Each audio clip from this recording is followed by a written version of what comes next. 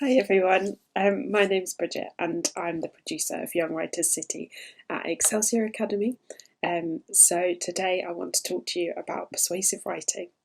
Persuasive writing is kind of how to change people's minds with your writing or turn them onto like your way of thinking basically.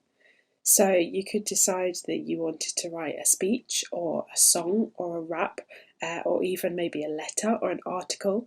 And the good thing is, no matter what you choose and no matter what issue you want to kind of persuade people about, you can use some really cool tips and tricks. So we're going to talk about those today and kind of set you off on some tasks as well. So, first things first, what makes a really good piece of persuasive writing?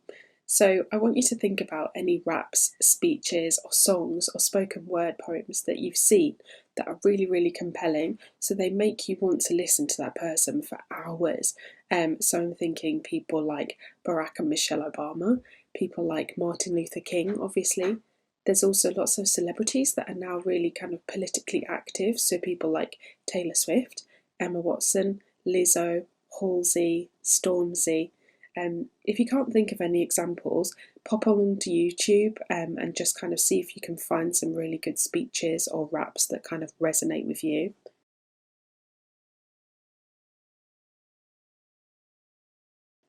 So, when you've found one that you like, I want you to make a list of some of the favourite words and phrases that that person uses. Do you really like the way that they deliver it? Do you like the tone of their voice, how it comes across? Can you hear the emotion? Can you hear how passionate they are about it? And also, how are they talking? Are they fast or slow? Are they quiet or loud? Can you pinpoint some exact words or phrases that you really, really love? So just make a couple of bullet points, couple of lines, and you can look back at them later.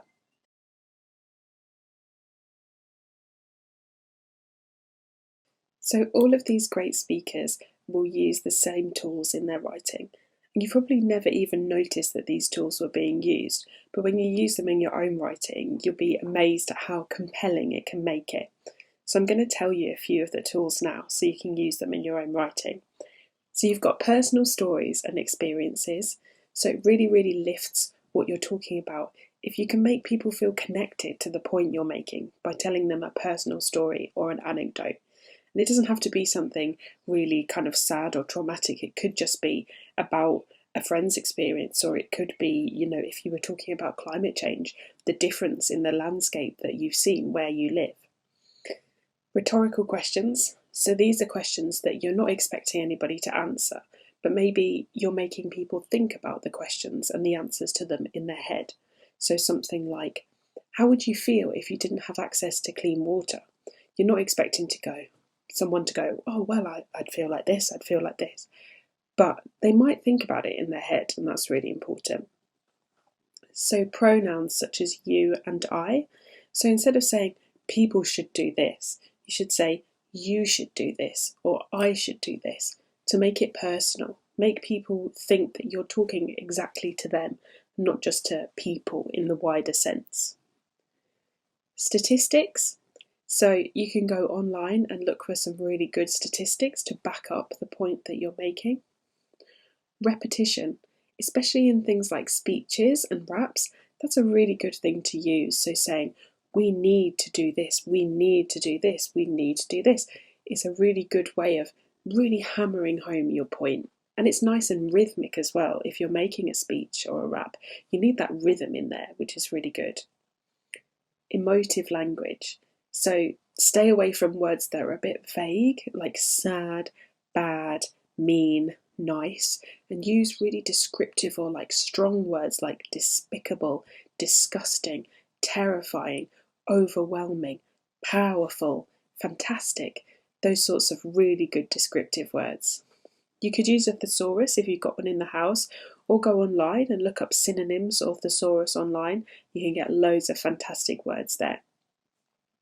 And this last one is maybe a bit hard, especially if you're talking about like really difficult topics, but trying to inject some positivity into your writing. It's really important to kind of shock your listeners and give them the harsh reality sometimes of what's going on. That's fine, but also being positive about what things could be like going forward. So, saying Imagine what it would be like if there was no racism in our society. We would be free to play with whoever we wanted. We could speak our languages freely. Is a really nice image. So positivity sometimes leads the way. So now what I want you to do is pick an issue that you're really passionate about. It could be bullying, it could be racism, mental health, climate change, or something that happens in your school or in your local area, maybe littering, smoking, something like that. Go back through the points that we've just discussed. You can rewind this video if that helps, and make a note of a few sentences or stories or statistics that come into your head when you think about this particular issue. So for the emotive language one, for example, you could brainstorm a quick list of all the words that come into your mind when you consider the issue you're going to write about. For the rhetorical questions one, you could make a list of questions you wished people asked themselves when they considered this topic. Again, these can just be really simple bullet points or scrappy notes, whatever works for you.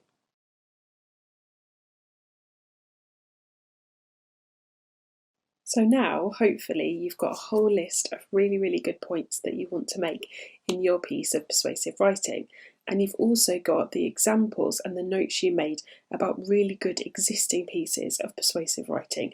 So the songs and the raps and the speeches that you found on YouTube.